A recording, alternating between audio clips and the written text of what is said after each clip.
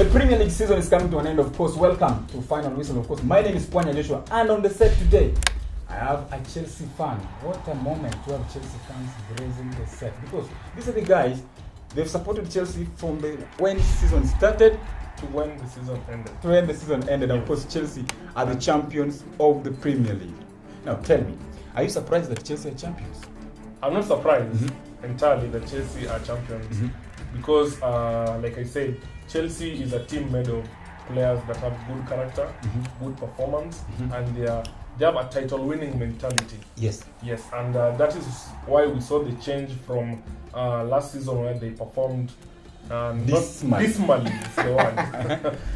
Till this season where we've seen a huge improvement in the kind of game they're playing. Yes. And they were thirsty to win the title this season. So Antonio Conte came, akapigwa na Liverpool, akapigwa na Arsenal. Of course, Arsenal wakapiga humiliation. 3-0 at the Emirates Stadium. Yes. From there, Conte akakaa chini akasema, this 4-3-3 isn't working for me. Revert to what he used to do to have at Juventus that won in 3 consecutive Scudetto. So do you think changing from 4-3-3 to 3-4-3 was the turning point for them? Yes, because Antonio Conte is a manager who understands football really well. He played it, of course. Yes. So at this point, he had to assess the kind of players he has and the kind of game they want to play. And I think we've seen a huge change from what Jose Mourinho used to bring to Chelsea and what Conte is bringing, because we had lots of defending at the point of Jose Mourinho, playing defenders, and anytime we score goals, the substitutes were just defenders and we were defending, But Antonio Conte is more of a goal-scoring mentality, a winning mentality. So we see most of the time substitutes will range from midfield to striking, and he just found the perfect formation that was a turning point for Chelsea in this season. Yes. All right, Chelsea are the champions of England. Of course, Bill is very happy. So do I, because as you can see, I'm donning a Chelsea jersey. Yes. There's a guy, the Chelsea Captain Fantastic John Terry, is leaving Chelsea. Do you think he should continue playing or should just retire? Or do you think Chelsea Football Club want them to another contract? I think Terry has left a legacy. And it's a legacy that I think at this point, it's well spoken of. And according to me, he should not leave the club. he should just step aside, and speculate from the sidelines. Bill, the people watching us are kwelewi what you mean. What should he do? What I'm trying to say is, you cannot remove Chelsea from John Terry. That's true. Chelsea is Terry and Terry is Chelsea. Yes? So at this point, the only thing he's doing is we won't be seeing him on the football pitch playing, But his spirit is still within Chelsea. So what, in short, I'm trying to say is he should give us, he should give other players the opportunity to also. But no, giving other players opportunity, and as our opportunity by getting out of Chelsea, atafute other places. Bournemouth, Swansea City also want John Terry. So do you think he should go to Swansea, where Paul Clement, ambaye alikuwa na assistant coach wa Chelsea kitambo, is the coach there? Najua hiyo swali ni ngumu kwako. According to me, I think Cherry does not fit anywhere else if not Chelsea. I know football is diversity and you can play it anywhere. Sure. Yes. But at this point, we are talking about a football legacy, not only the game. Football in itself. So in simple words, yes. John Terry hang boots. John Terry hang boots. Of course, mimi pia ukiniuliza, the player himself bado anataka kucheza ball. We can't say that Terry hang boots, but he as a player he still wants to play with the ball. But what I don't want is kuona Terry akicheza Premier League. Since bado we meet him. Yes. And know the emotional attachments, like Swansea wakipigana na Chelsea, kutakuwa emotional attachments for him. And I also remember when Frank Lampard left Chelsea. Super Frankie. Yes, Super Frankie left Chelsea and went to Man City. And specifically this game that he equalized against Chelsea, and we felt the pain as the Blues. He never celebrated, though. He never celebrated, yes. But still, you only carry a point home courtesy of Super Frankie. You know. Of course, so enough of Chelsea. We know Chelsea are champions of the Premier League. We can't wait to see them back in the Champions League next season. Of course, we're coming back with a bang in the Champions League, like of Atletico Madrid, Bayern Munich, Real Madrid. We're coming for you. Yes. And of course, Chelsea tumeongea sana. Top 4 kuna Manchester City, Arsenal, kuna Liverpool, kuna of course Spurs washamaliza number 2. Which team has surprised you in the top 4? Forget about the champions. Second, third, and fourth. I think the team that has surprised me most, the top 4, is Tottenham. Spurs. Because let's not forget the kind of pressure they put at behind Chelsea all this time while we are on top of the table. Yeah? Wanashinda. And especially the times where they were playing games before us, it was so much pressure when you know the point is reduced maybe to 4 points or 2 points, and you have always to win. Yeah, and Spurs have a clean record at home. Yeah, and it's something that has surprised me because Spurs are out there and they're winning games. Their winning mentality is just outstanding because normally we are used to the usual culprit in top 4. But somebody will say Tottenham umekopi Chelsea. Before the season started, walikuwa wanacheza 4-4-2. That's the usual thing that they are known for. Yes. But when Antonio Conte came to Chelsea, akachange to 3-4-3 formation. Mauricio Pochettino pia akachukua the same system and it has worked for him perfectly, more than even Chelsea. So don't you think alikuwa amekopi kitu kidogo in Chelsea? Okay, to some extent we can say yes, he borrowed a few tips from... he borrowed. He borrowed, it's football. He borrowed a few tips from Chelsea. But you know, as a manager, when you notice something is working out for you, you simply go ahead and use it, yeah? I've seen teams playing against Chelsea and copying the same formation, but we thrash them.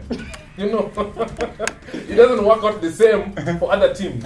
But as a manager, when you realize a formation is working out for your team, and you have the kind of players who are comfortable in that formation and very stable, then go ahead. You all you have to do is get points. Well, Spurs wamekuwa a very hard team to beat this season because I even remember tuliwapiga Stamford Bridge 2-1, wakatunyorosha pale White Lane 2-2. Yes. And then tukakutana tena in the FA Cup. Of course, hapo pia we showed them that we are the boys. We are the boys. Now, before we talk about Manchester United, they have a game this week against Ajax Amsterdam in the UEFA Europa League final. We know wamekuwa kicheza Madros Mob, wamekuwa na number 6. There was bed sitters. Some beds used to come. Bed sitters. Now, we want to look about look into that game in a moment, but tuangalie kule nyuma, the second part of the table. Kuna timu zile chini, Sunderland, Hull City, and of course Middlesbrough. Who do you think has gone down, but you felt they should have not gone down? That's definitely Hull City. Hull City, when we were beginning the season, I thought they had the character at least to work hard and stay. There was a period that they topped the league. Yes. And I thought they'd pull a Leicester on us this time round.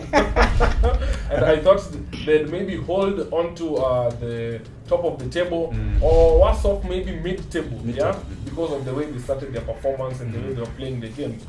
But somehow they just lost the grip and they were going down. We could not really understand what was happening because they still have the kind of players who...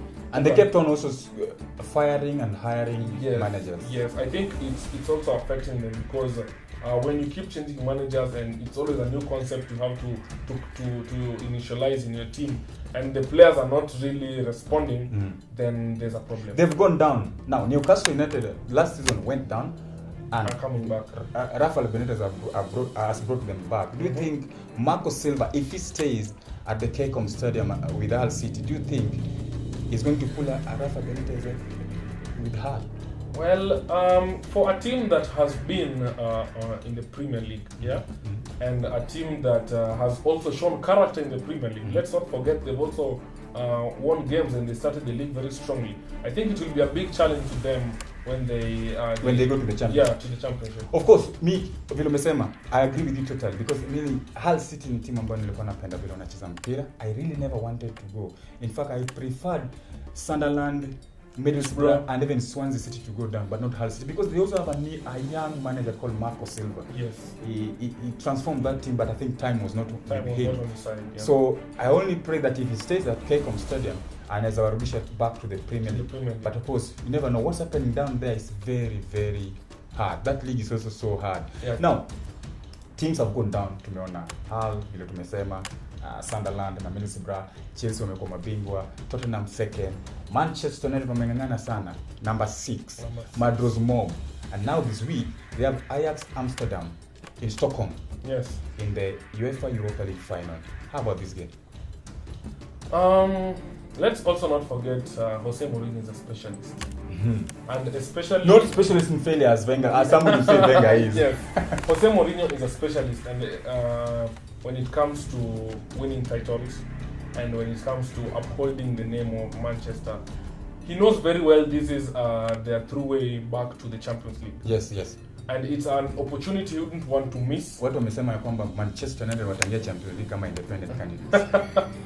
Yes, and that is a big opportunity for a manager like Mourinho, because he knows next season he wants a fresh battleground, both on the Premier League and the Champions League. And it's something he's going to hold very dearly. Even though they've been drawing so much. Tumekuwa tukiona waki-draw often. Even the games that you think Manchester United wanafaa washinde, but at the end of the 90 minutes unasikia wametoka sare 2-1, 1-0. Yes, and their usual half-time draw, and you know, Billy nakaa wewe ni mwekezaji sana. We've seen, it's a usual narrative. Tumezoea na Manchester half-time draw, half-time 0-0. And you're just waiting for a Wayne Rooney or for a Rashford at some 67 or 70 minutes. Now, you know, they're going to play Ajax, a team that is very young. Averagely, they're 21 years. Yes. And Mourinho is coming here with an experience of winning titles. It's very hard to beat Mourinho in a cup final. So do you think this experience that he has is going to work for him against a younger team of Ajax? It's definitely going to work at some point. Though let's not forget it's a final. Of course. So and it's football. So and Mourinho has in the final already this season, EFL Cup final. Yes. And in a final, let me say anything can happen. Yeah. So as much as he has the experience side and his good defending techniques and just going for the win, whether it's 1-0 or 2-1, all he wants is a win. Yeah. But Ajax, on the other hand, is also a young team with a very good, let me say, offensive. Yeah, they're very good offensive.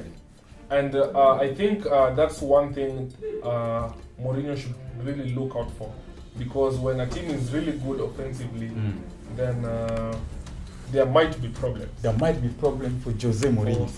Yes. But Mourinho tunamjua ya kwamba ni coach ambaye anapenda kudefend from the first minute to the last minute. Most akipata one goal, it's going to be so hard for Ajax to score a goal against Jose Mourinho. But we will wait and see what will happen in Stockholm when Manchester United play Ajax Amsterdam. Remember, this is a game you can watch and play live on mchester.co.ke. Place your bet on either Manchester United or Ajax Amsterdam. Who do you think is going to win this game? Of course, Mimi.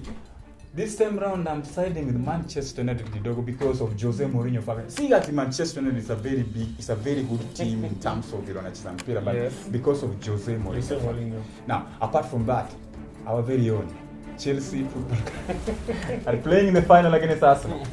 I want to hear your opinion about this game because Arsenal will pick a Man City in the semis. Chelsea took a bigger Spurs in the semis. Yes. This is a game that's a must watch for Chelsea fans and of course Arsenal fans. Arsenal fans want to redeem themselves because of after having a poor season, and of course Chelsea tunataka kuwa na double. Yes. Is this double possible? Well, it's going to be a tough game. I think a Chelsea team that we've seen of late and the Arsenal team that has been trying to reform themselves, it's going to be a duel. That's what I can say. Duel. Yes. The London boys are out here to show who has the prowess and the bragging rights. Yeah. So to me, of course, I'm a Chelsea fan, and I'd really want Chelsea to win. Yeah. But I'll say it's not going to be a walk in the park. It's gonna be hard. Yes, it's gonna be hard because of the kind of football both teams are showing. Yeah. So it's all about clinicality. clinicality. That's it for me. The first word I'm hearing that, whatever it means, but clinicality as Bill puts it. So, he said that Chelsea, lazima mtu atashinda. Whether it is 90 minutes or 120 minutes, somebody lazima atashinda. So, kwa yule mwekezaji, hata wewe pia unapenda kuweka. Unapenda hizi live, inaitwa live score. Live score. Kwa yule mwekezaji pale nje, who do you advise them will win this one? I'm not putting in a very, yes, that's a very tight one, yes. But what I can tell you for sure is Chelsea will surprise you. Okay, Chelsea will surprise. That's a Chelsea fan saying that Chelsea beating Arsenal is a surprise. For me, it's never a surprise because if Chelsea come with a 3-4-3 that we've known them this season, wataacha Arsenal wagonge zao, tiki-taka zao, ding-dong zao, then wait on the counter. And Arsenal is very vulnerable when it comes to counter-attack. So for me, I remember even the second leg in the Premier League, tulipiga 3-1. But hizo mabao zote zilikuwa ni counter. So for me, Chelsea waki-apply to the counter-attacking football, Arsenal will even lose 3-1 in this one. So yeah, and that's true to some extent. But like I say, it's a final. You know, a final, it's not like you stand another chance. It's there and then. Yes? So who utilizes their opportunities well will carry the day. That's it. So even if we have as many counters as possible, but Diego Costa will be dancing in the in the box, and he won't be scoring goals. And Arsenal utilize their few tiki-takas or whatever. Giroud might score a scorpion. Yes, a scorpion or a header or something. Then that will be the defining moment for the final. Yeah. All right, the FA Cup final is on the 27th of May at Wembley Stadium. That's the stadium that Spurs will use next season as their home turf. Remember, White Hart Lane is being demolished at the moment. So we have to wait and see if Chelsea watapigana na Arsenal. You can watch and play live on mcheza.co.ke. Place your bet. Mimi kama kawaida, of course. This team, Chelsea, double. This year. Remember, we did it in 2010 with another Italian manager, that is Carlo Ancelotti. Today, took on Antonio the Godfather Conte. We can't wait to watch that game. Chelsea versus Arsenal. Of course, before we end the show, we have a big game. The La Decima. Champions League, Real Madrid versus Juventus. So, Real are the defending champions. Juventus, as you know them, they're the old lady of Italian football. Gianluigi Buffon is a custodian in terms of football. He's never won this title. Do you think this is now the opportunity that Gianluigi Buffon has to win this one and then call it football? I think what I can say on that is if he doesn't win this one, then you've reversed my question. The chances of him winning another one are as difficult as a camel passing through the eye of a needle. Yes, because unaongea kama mwanasiasa mwingine anamjua, but anyway, tuende. Yes, because Real Madrid are out here to prove their superiority. Yes, especially in the UEFA Champions League. Yes, and Juventus, as we know, the last time they were in the final, they also lost. And I think this time around they are also out to prove themselves. They've shown character in their games, and we've seen a Juventus that wants to win these things over. Yes, so to me, I'd definitely say Real Madrid are favorites. They're defending champions, and we know how good they specialize in winning this. Cristiano Ronaldo, he scores the Benzemas, the Gareth Bale, the James. Yes. And I think at this point, I'm going to say I can't wait to wait the final. Alright, game inachezwa on the 3rd of June. I mean, I can't wait to watch La Decima final. It is Real Madrid versus Juventus at the Cardiff. In Cardiff, rather, Wales. That is the Millennium Stadium. This is a game that you can't afford to miss. Kivyangu, Champions League, there is no team in the world of football that has never defended Champions League successfully. Okay. So for me, with that, I'll go for Juventus because Juventus are very disciplined when it comes to defending. Bonucci, Giorgio Chiellini, and of course Buffon in goal. That just shows you they're a team that at the back, Newaze. Yes. Let me call them wazee. Pale mbele ni mavijana. So it's a mix of old guards and of course young tax. Yes. Talk about Dybala, a very young creative player. Yes. Of course, Real wako na Cristiano Ronaldo is an outstanding player. He's an outstanding player. But Juventus defensively, they're fantastic. Remember, they demolished Barcelona 3 goals to in the quarterfinals. So with that, if they defend so well, I mean, naona Juventus watabeba hiki kombe, and then before nasema ya kwamba kwaheri football. Well, we'll just have to wait. Yes. Of course, this is another game that Mcheza gives you a perfect opportunity to win. Of course, najua odds Juventus pengine zitakuwa juu kidogo. That means nobody expect Juventus kushinda hii. Mimi kivyangu, even in the game yao na Barcelona walikuwa na odds juu, and of course they ended up winning. Yes. Wakienda Camp Nou wakatoka sare. So this is another perfect opportunity for them to turn the table. For them to turn the tables. You can visit mcheza.co.ke, place your bet. And of course, mimi kivyangu, on that day it is Juventus kama kawaida. Now, Bill, before we end there, maneno yako ya mwisho. Maneno yangu ya mwisho is as a football fan, I think for the love of the game, let us uphold dignity when we're watching football. And, are you targeting Gor Mahia fans? And also let us try support local Kenyan football. What we study? Yes, what we study or just study. Let's say no hooliganism. What do sisi ni Sofaset branch fans? So what do we do? Sofaset branch fans. I think as of now we're having a little crisis with the Sofaset branch fans. So let them have to go. Yes, let them get out of the Sofaset and let us walk to the stadium. Terraces. 20 terraces, 20 Russia.